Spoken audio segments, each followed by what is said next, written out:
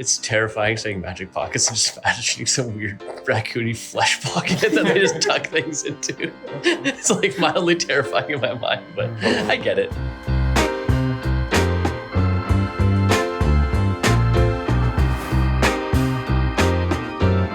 As we teased in our previous video, we've been secretly working on a second game project. Now, there was a lot for us to consider when deciding what shape this second project should take, and a lot of great ideas were thrown around. Since our team has worked together for the past 3 years and is largely composed of both 2D and 3D artists, that team has become highly efficient and collaborative at developing detailed asset kits, which is lovely because it meant we had a lot of flexibility when discussing new game directions.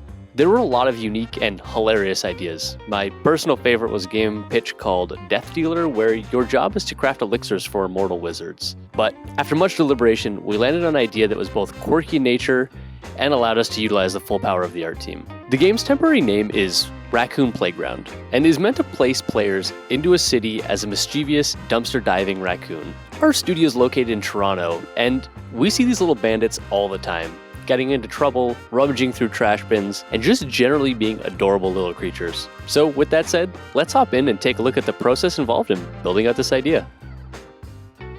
I wanted to run past you guys a couple different versions of the Raccoon game, because I was thinking about like what can differentiate it from like Stray and Goose Game. So the first one, V1, is like a stealth focus where the trash that you're collecting isn't like a thing that just goes into like a magical inventory. You have to like retrieve it and bring it back to like a specific spot. But when you have the food in your hands, you can't climb. The raccoons like pick it up and then like walk like bipedal.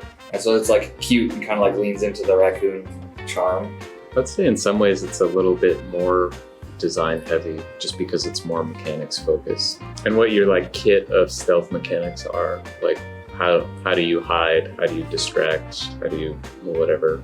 You know? Yeah, you definitely focus a lot more on the level design for the stealth. Yeah. But that is something that you could learn the approach to, and it would just be repeated across like many levels. Version 2 is more focused on like the hecticness. You can distract the humans away from like where the trash is, and then you have to like go in, get the trash, like knock over as many bins, and like collect as much trash as you can before they come back, and you have to like dip. I do lean towards stuff like that where you have like that kind of like magic pockets, or just like the emphasis on is collecting like a lot of trash, just because like I'm exploring the world as a raccoon. I want to be collecting trash like all the time. That one leans a lot heavier into the hectic, mischievous raccoon feeling. Because that almost seems like a much more pared down version of stealth mechanics too, where it's just like very black and white of, you know, is there a human there? They'll catch you, distract them so that you can do it. I feel for some reason that like you might have a harder time building like enough interesting levels. Just that repetitive stickiness will wear off. Version 3 is more focused around NPC quests, or just like interacting with them in different ways. So your objective isn't necessarily to like collect as much trash as possible. There's just like certain points on the map or like in the level that have like trash in them, and you have to get there. And the puzzle is figuring out how to like unblock the path to get there. There's a dog that's afraid of pigeons blocking a doorway, so you have to scare away the pigeons so that the dog can relax and move out of the doorway. The level would just be structured where it has like multiple objectives, multiple places where like you have to get to. That would like require you to like traverse the level in like interesting ways and stuff. Yeah, I think like introducing some kind of NPCs, like NPC system into the 2 version. If you collect trash and then you're able to like spend the trash as currency with like a raccoon who can like upgrade your lockpicking or pick locks for you to like unlock a new part of the world. Whatever that loop is that you figure out, able to like skin that loop with some NPCs just to like bring in that level of character. The reason I like that approach is because then creating the world becomes, we just need to make a world that's interesting to explore, which is where we can really leverage our art team a lot. Whereas like the stealth focus is more like making like the Park of the Dungeon levels, where it's like much more design centric. And then I feel like with that that overlap there, we could be strained in terms of like the amount of level design bandwidth we have. Also, you like solve it once and then you're sort of done with the space. Yeah, exactly. That's really great feedback. Won't hold you up any longer.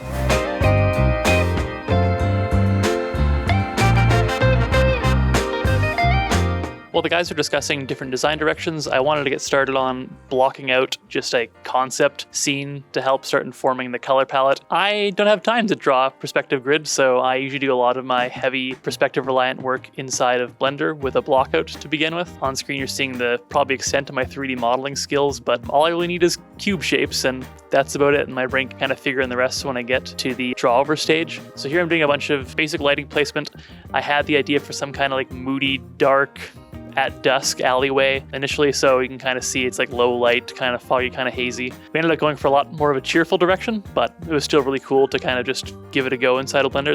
So what you're seeing on screen is kind of me blocking out the scene just in a small little section here. I don't really care about what's behind the raccoon, only what's in front of it, and really trying to establish how big all objects should feel in the scene in relation to you. And I think we kind of got pretty close on the first try, and I think I was pretty successful in just getting a few basic assets out and ready for 3D to start sketching out in 3D as well in a more proper sense, besides just having cubes of different skews and angles. So after the blockout was done inside of Blender, I can now just bring it into my paint program. The beauty of this is now I really don't have to guess perspective. I took some artistic liberties, like everything's not exactly perfect, but in reality most stuff never is. It's more about getting the vibe down right away. So I'm kind of throwing in some more details that I didn't have the ability to get in 3D. The entire time I was doing the 3D process, I was thinking about how I'd be drawing things, which is a really convoluted and complex process to go through unless you kind of just have done it over and over again. But knowing what I was going to do in 3D and knowing how that was going to affect the 2D really sped this process up, and I kind of was able to just kind of draw over it within a matter of minutes, which was great because it really sped up the concept art pipeline. Instead of 3D waiting on me to figure out a perspective grid and get things just right, a rough approximation with the assistance of 3D was really, really useful. And you also see on the right side of the screen there, we weren't entirely sure what angle we wanted our camera to be at for our game, so having a 3D blockout allowed me to quickly mock that up and just literally turn the camera and show the rest of the team. I think we eventually agreed on the strength of the third-person camera really captured the size and scale of the world in relation to the character, whereas the top-down view kind of looked not as impactful. So with all that wrapped up, I was able to send it off to Kamilla, who could actually start building out some of these assets for our first art kit.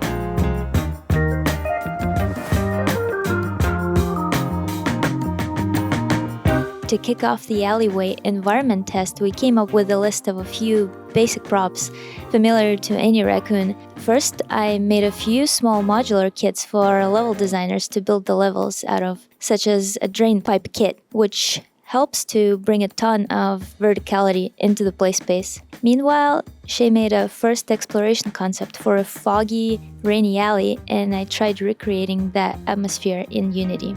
Obviously, it's usually quite messy in the back alleys, and I always have a lot of fun filling up the space with all kinds of decor, or junk in this case. Our game is very trash-centric, and we love it. Toronto raccoons seem to have the most fun diving into the garbage bins. You gotta have the lid being able to open up for the full diving experience.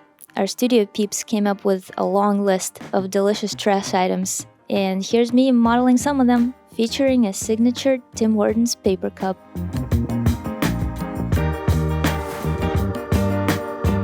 With the art team pumping out assets, it was important to get the basic movement mechanics built out so that Zack could then jump in and start testing out the game in the level. We also wanted to see those art assets in context. So for that to happen, we needed to be able to move around. So I was actually able to pull in a lot of the general movement structure code from Hartford the Dungeon because I had just built a bunch of new stuff for that. It may not seem like a golf ball and a raccoon could share a lot of code, but it's surprising once you get into the back end of things.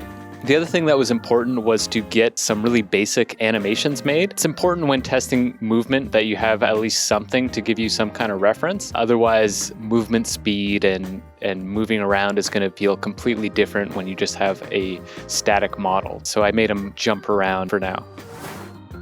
After I got the basic movement in, it was really important for us to have some kind of climbing system for the raccoon. So we were going to have predetermined climbing objects that you could climb up. This was mostly going to be drain pipes of some kind. In the past, I built a lot of different tools for designers to create paths and things. So I was able to rework some different approaches I've used on past projects and make a little system where designers could place nodes that would then create a path that the raccoon could climb on. What makes this game special isn't just that you're running around and jumping as a raccoon. We wanted to give some kind of movement that was specifically raccoon-like.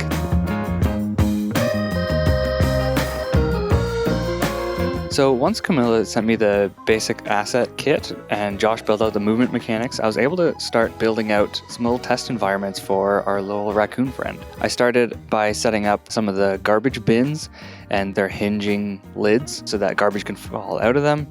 And then I jumped into building out a couple different spaces to test out some movement metrics. So that included the jump height and how far you can jump, how far you should be able to climb, and the general sense of how much space you should have to move around to really feel comfortable climbing up these pipes and getting on rooftops and wedging yourself in between bins and whatnot. I wanted to make sure all of that felt good so that you never felt like claustrophobic or anything. And then with those tests, it was time to move into gray boxing an actual level. After building out a couple different test environments, I wanted to build a level that was completely based in the alleyway, like the laneway between residential houses.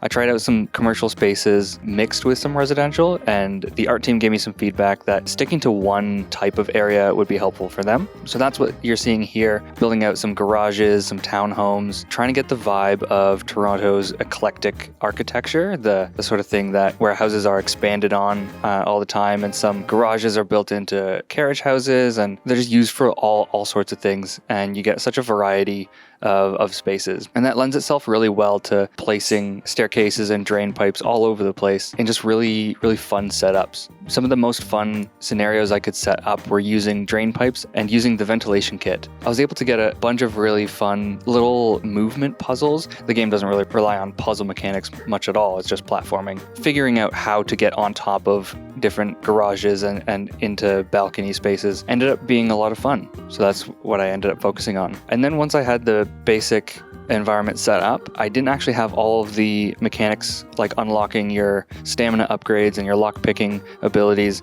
planned out from the beginning, but having so many of these little garages actually really helped kind of future-proof the level, and I was able to retroactively add those back in.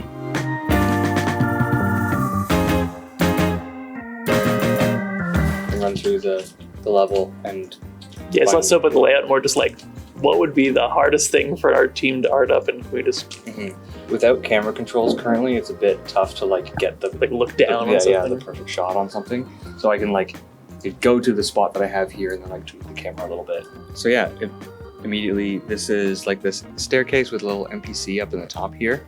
Yeah. And there's some good little puzzle stuff on the back of that building. This is like a balcony up here, and this is the top of that balcony with like a car and a grate. So that I like that shot. That's just like taken from the editor.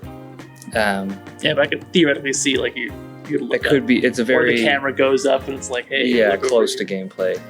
We'll have to make this because like it's in gameplay space, but it's like, how do we handle these buildings back here? Yeah. And luckily, in my mind, it seems super straightforward with the new kind of take we're doing on it, where those could just be like grayed out kind of buildings. Like, I'm not actually worried about that at all. I feel kind of relieved. Like that's what we're kind of like going towards. It's like, oh yeah, there's 20 buildings back there. Whatever. Why don't I hop up on top of that garage then, and we'll tweak the camera. Actually, that's not bad. So because you get like some of the background street houses and the NPC. Yes, I'm thinking I'm in the weird niche case, like right there, like in between where the street. I mean, it's good, like, but yeah, in between where the street ends and like the background begins. Like, how does that look? That'd be good too. Yeah. I'll just take a screenshot of this and then I'll go over there. So what I'm trying to do is A, find a color palette if we won't have multiple. That's great. And B, what does that ethereal outside city look like? So I'm getting Zack to specifically send me shots like where it's looking at potentially unartable sections for our team, aka big shots of city, and trying to draw over those in such a way that we can like make it look good, without having to do an actual city's worth of work in the background. It's very abstract, but I'm sure there'll be a drawer playing right now of what that's going to look like. So this is, the closest view you can get of the out of bounds area here. We could draw over like the perfect pristine shot, but players aren't going to be looking at the perfect pristine shot for 99% of the time, and they will see this angle at some point, so we got to make sure that looks good. If it was just one level, we probably could do a full color and like make the entire city around this area, but if you want to have multiple different areas, that means making a new city block for every single level, which is not great. It won't be an overwhelming number of levels, like it'll be a couple. Yes, but we're saving time regardless. Yeah. I kind of want to do a dog in a workout outfit. Like leg warmers and the sweatpants. Your can bird is pretty legendary. You mean the canary? Canary, yeah. You know that bad boy myself? No big deal. So I'll probably do these two for sure. Get some NPCs and get some distance stuff, and I might grab another one. Cool.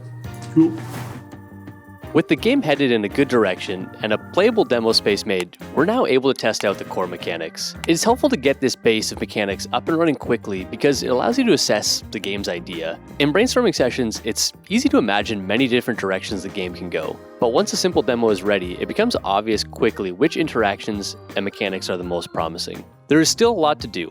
But with the progress we've made so far, we're excited to begin doing some early playtests while simultaneously building up the rest of the core mechanics. Also, with this game being in earlier stages than Par for the Dungeon, let us know any crazy ideas you may have for the game. We love hearing from everyone and might be able to even incorporate a couple of those ideas moving forward. Lastly, thanks as always for watching. It means a lot to the team to see everyone's comments come in, and we love sharing what we're working on with everyone. Catch you in the next one.